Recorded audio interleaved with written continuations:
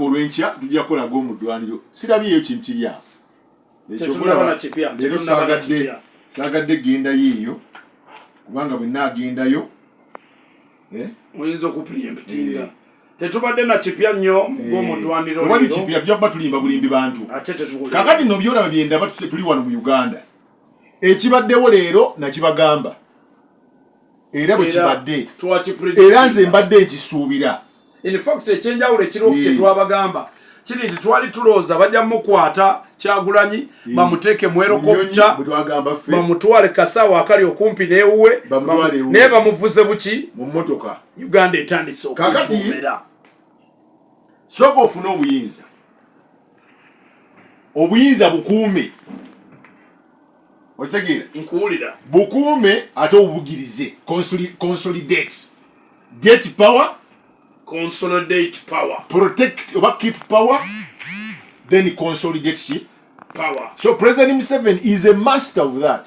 Katuwulirize ekintu kino katugenze mu class omaina gamba Rockie Lubowa Kyemba gwolenga ng'atambula ebbali si Lubowa Kyemba abeera ku muzinda abantu banjawulo nnyo Lubowa atambula mu bbali omulaba si yeeyo era nga Lubowa atambula ku bbali eri bwasinkana Lubowa atuula abantu abo beevuma ne bekuba n'engolo.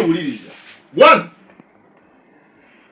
NRA ya testinga waters etia mumuleka agenda akole ki kubanga obusungu bwa President Museveni mugezi yalaba nga obusungu bungi mu bantu balina ennyonta ey'okulaba ku ki ku basajja abalala bamupozinga aboogera ebigambo Kyagulanyi move. Yes. NRA let Kyagulanyi do what? Move. We test the waters.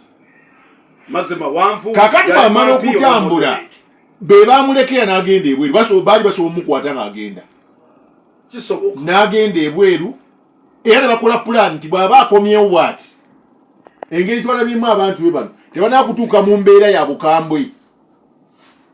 Therefore we can manage kyetugenda okukola let us manage this process. Kakati ngawo NRA yeyina okukola ki si UPDF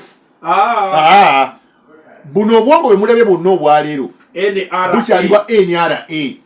NRA eri yalimu omusajja oli omugenzi gwe bagambye yasooka okuba essasi boolaba omusajja General Sale ali Karamuja kati twogerako ye NRA bakafulu b'ekintu va ku UPDF gyokola ki bino byolaba. And President Museveni is the master of violence. Ekyo yakyogera akimanyi nakuba n'eddoboozi wano ng'abyogera simuwaayiriza nti ako kazannyo kaakati Bobi Wine Firebase Army najja Firebase Army bwazze NRA ng'emulinzi temukola kino temukola buvujo ku kisaawe awo kuba bantu mubongereyo mayirizi kilometers eziwerako bacheekingire eno kakati waliwo abajja okweretaleta mubadispassing awe kati ono ekinyusi kino ekikulu temukikiriza kola ki kwetambula mugibuge ku speed saleko busazaawo paka waka bajja kulemesa ba investor abazuwa abali kutambulira ku nyingi bano bakyukira ku eno endeeri kakati Bobi Wine ekyokulwanisa kyayina kamera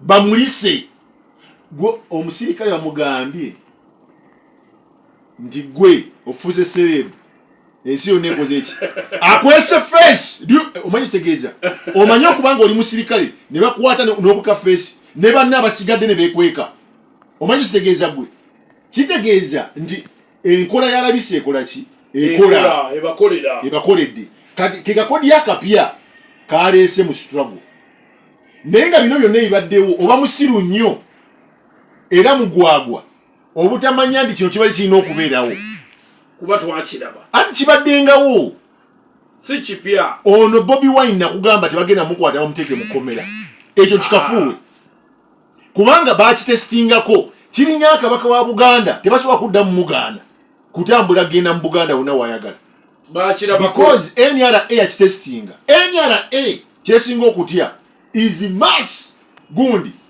abantu okubugumirira ne batandika oteekawo embeera mass violence mass demonstrations NRA kyesinga okutya kyayo asinga okukibala y'omukulu kuba omukulu kikyamu omanyi lwaki President Museveni yakuba kayiira.